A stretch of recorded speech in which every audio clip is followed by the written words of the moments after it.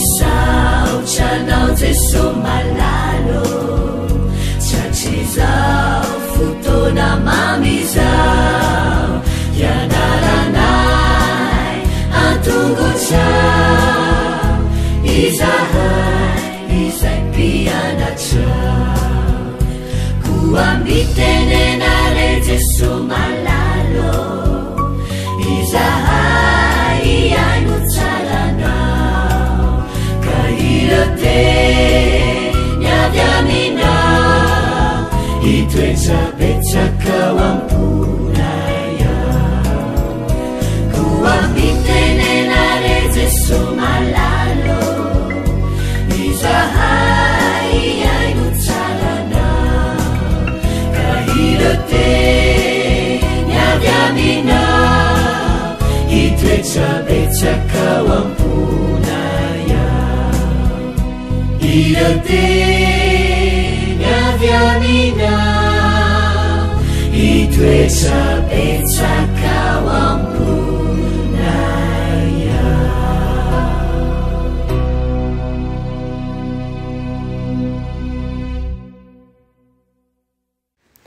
Farmiarabantsika tsirairay avindray tonga eto amin'ny fandraisana ny lesona ho an'ny tanora zokiny isika amin'ity an'ity misaotra an'Andriamanitra hatrany isika fa mbola nomeny ny famindrampony sy ny fitiavany hatrany.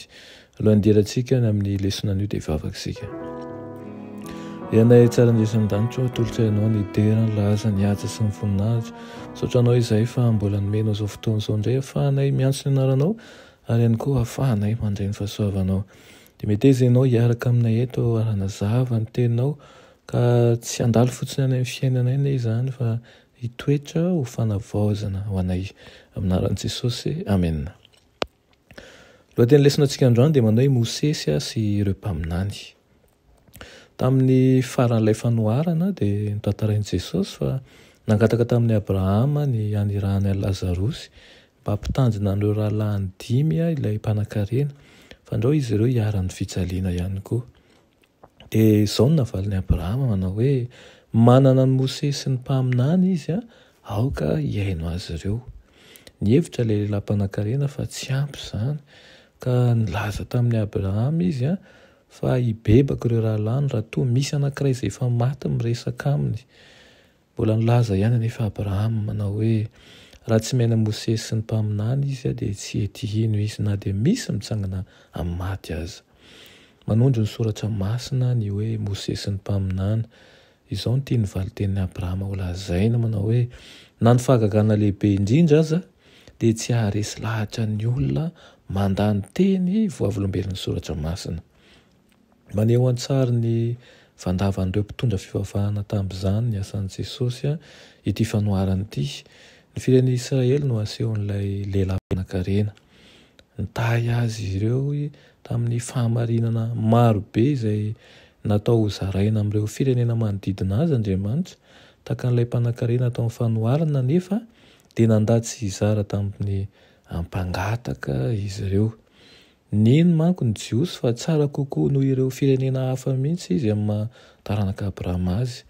Nampitandrina ny mpitondra fivavahana momba ny fiheveran-diso nananany momba n'izany tokoa Jaona mpanao batisa rehefa nilaza manao hoe ary aza manao anakapo hoe manana Abrahama ho rainay izahay fa lazaiko aminareo izy fa Andriamanitra mahay manangana zanaka ho an'i Abrahama avy amin'ireto vato reto.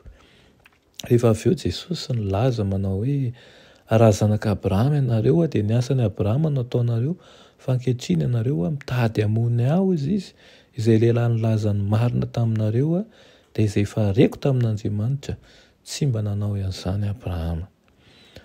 Tsy niaiky ny maha-Mesia nampanantenain'i Jesosy ireo jiosy. Ny teny farany ao amin'ilay fanoharana dia mitantara ny nilazan'i Abrahama tamin'ilay mpanan-karena fa raha tsy mino amin'ny Mosesy sy ny mpaminany ireo rahalahy io lehilahy io dia tsy ho resy lahatra mihitsy izy ireo na dia hisy hitsangana amin'ny maty aza.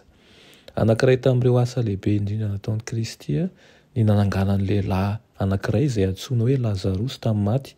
Kanefa na izany azy dia tsy naharesy lahatra an'ireo olona izay nikotrika ny famonoanan'i Jesosy.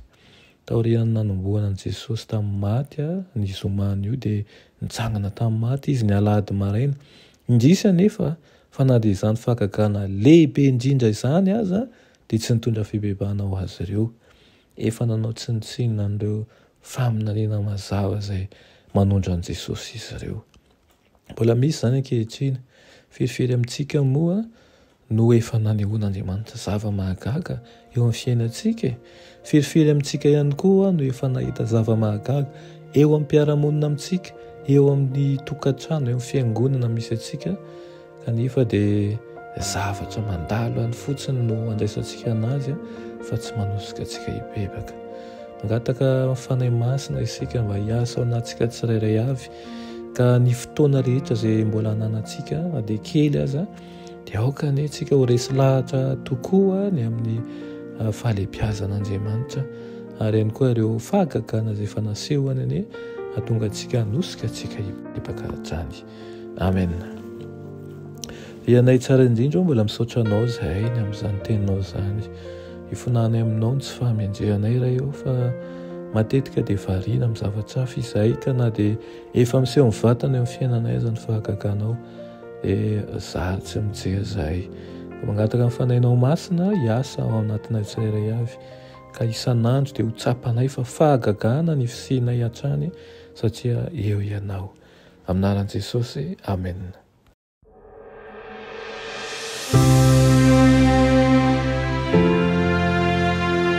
Mianatra eo an-tongotry Jesosy isan'andro.